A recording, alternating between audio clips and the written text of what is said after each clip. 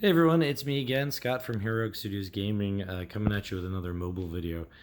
This time I'm making a video because I have extra things. I think I made in the update video. I said I probably wouldn't be able to make like a video this week, but I'm currently just sitting in an Airbnb doing nothing, waiting for my flight to leave for Portland, which is actually tomorrow. So I'm making a video. I don't have any of my equipment, so I apologize for the rough sound problems that you might have just encountered when I went to scratch my face. But anyway, here's the video I wanted to make. I am using a video editing program on my phone, so hopefully this all works out. I don't know. You're probably already seeing the thing down in the bottom corner, so whatever.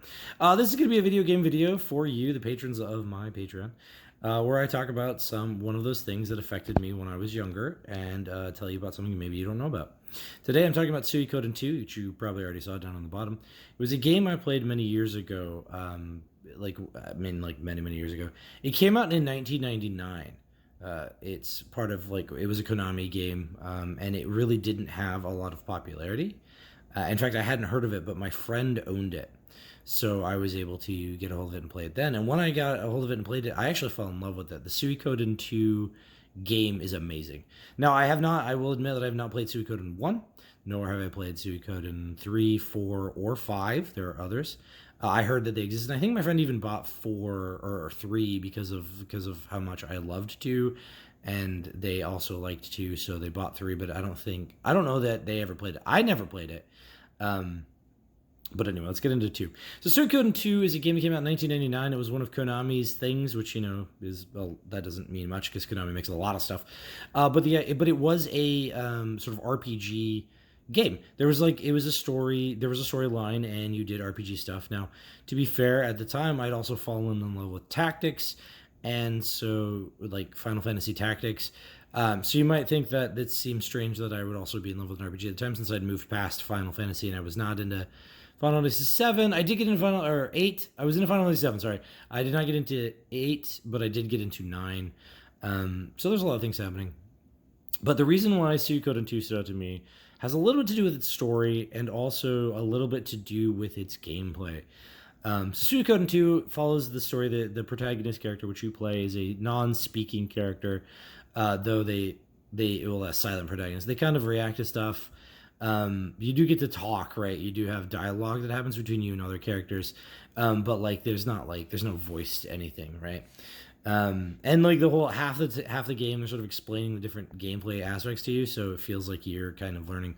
But it makes sense because in the story of the game, at the very beginning, your character and their character's best friend named Joey, spelled Jowy, they're Joey Atreides, like the Dune family Atreides.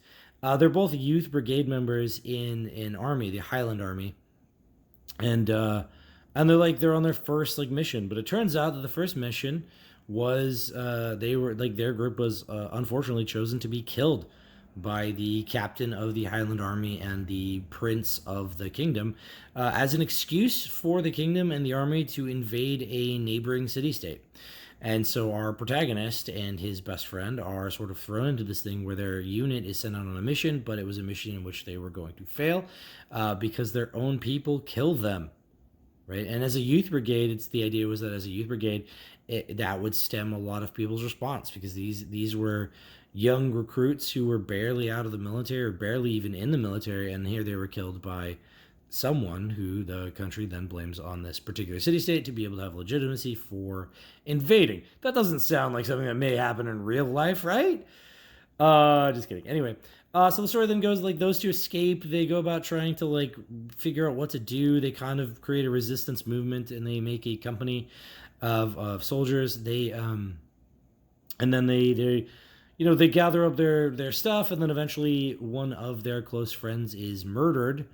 And that causes a whole bunch of other things to happen, but it turns out that was actually a betrayal by Joey, who had this plan all along to become after they managed to escape the attack on their unit, and by jumping off a cliff and into a river, he started coming up with a plan to get even with the king and the captain of the army, and he ends up sort of doing that. And I'm not going to spoil it if you ever played this game. I mean, I'm sure you can play it on emulators or whatever. But the moral of the story is he had figured out a plan to become king of Highland, and thus be able to control the army and thus be able to cause peace in all the world by telling the army to not fight. And murdering the friend was part of his plan. And that was a really good story because like in the end you have the protagonist and his best friend who's now the antagonist, having a final duel, and that story was really cool for me because that's like one of those cool stories that you like, even though you see it over and over again, you still like seeing it, right? And that was a thing about that game that really hit me. But the other cool part was actually the gameplay. So now that I'm in the second half of this video, let's talk about the gameplay. One of the reasons why Suikoden 2 stood out to me for gameplay was because it was different than a lot of the other games I played. There's the typical gameplay stuff, which you've already seen in the corner there. There's typical gameplay stuff like you would with any other RPG, especially like Final Fantasy, like 6 or 7 or 8 or 9 or whatever, where you you had the enemies and they sort of wander around and they pop out and then you choose what you guys are going to do to attack. But one thing that was really cool is that there was a 6-person party. It wasn't 2 or 3, it was 6-person, and that mattered. That it was 6 because it did 3 and 3, like in a setup, 3 up front, 3 in back, and that really mattered because some of the enemies that you fought would attack the back row, some would attack the front row, and some would attack both rows or in columns and stuff.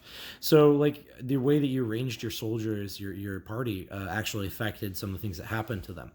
The other thing was your party grew. Like you started with 2, and then part of the game was to wander around and actually find these very special people who would add more to your army, which would add like not only their own special abilities when you had like the typical gameplay fighting, but also added to your castle and your and what your army had, and like would make your unit stronger. And then would also give you other extra special abilities or special weapons. Like there was a weaponsmith who would make you weapons, and so instead of having to go buy them all over the place, you could actually just go back to your castle and there'd be new weapons or more weapons for you, and you can replenish your arrows and whatever it was you wanted to do. But then the other cool side was that the third like sort of gameplay, there was 3 ways you fought.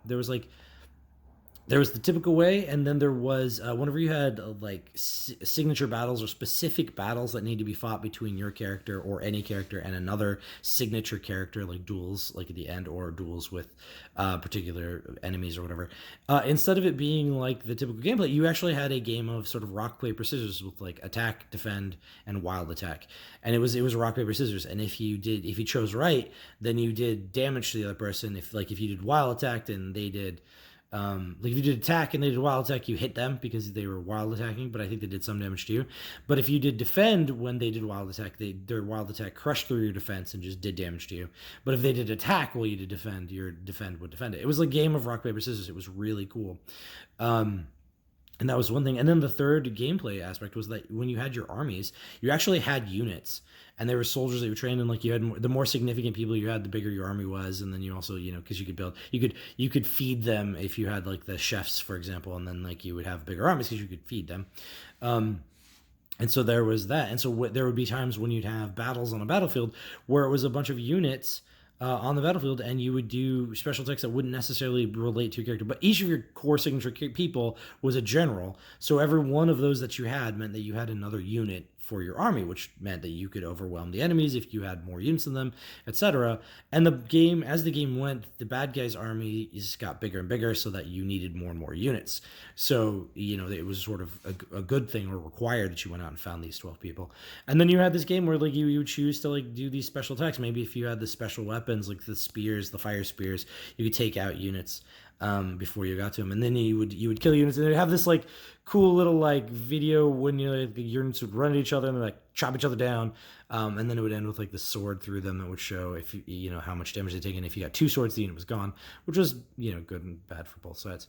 But there was also some mini games. There was like a food mini game that was like Iron Chef style mini game, and there was a couple of other mini games inside. But it was an overall very, very cool game for me, and so it affected my like understanding of like games and like things that like stories and stuff. And this was before this is the same friend who eventually introduced me to Shadowrun, but this game I played long before it actually really started getting into RPGs, and I just kind of didn't realize that the stories that would be in things like Suikoden would be the kind of stuff that you'd eventually see like me playing out on tables. So like there was this deeper aspect of the game that wasn't just I'm gonna hunt around, find these things, and fight like monsters randomly. And there's a story playing around like Final Fantasy VII. It was like the choices I made actually affected how the game played out, and the people that I managed to recruit. Like you actually have to recruit them. Like you can't just I found them therefore they join my army. No, no, no. You have to like find them. And you have to have like certain people with you because they don't get along with certain characters, and you had to have certain items with you and things like that in order to convince them to join your army. So the choices that you made affected it. And this was the first game I ever encountered where like my choices actually like mattered in the end game, like the story played out, because the more of those signature people that you sort of collected for your army determined how easy or hard the final fight was with the main boss and the final story. Because in the end, if you win, which presumably you do if you have all the right things in place. If you win, um, then you go back to your castle and you kind of become a king of a new territory, and like what that looks like depends on how many of those signature star people that you picked up along the way. So the epilogue was certainly affected by the things that you did along the way.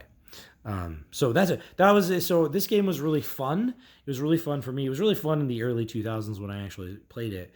I give it like I still remember it very fondly, and I've looked up some gameplay. In fact, I stole the gameplay that you see in the corner, and it's still I remember it very fondly, and I think that it's a two thumb game if you can ever find it on an emulator and you want to spend time. It is a time consuming game, but not nearly as time consuming as many of the other games out there. Like it's more time consuming than I don't know Pac-Man or something, but it's definitely less time consuming than like any of the Far Cry games by far. So that's it. That's my review. I give it 2 thumbs up. Check it out if you ever get a chance. And that's it for me. Thanks. I will talk to you guys when I'm back home and in front of my actual computer.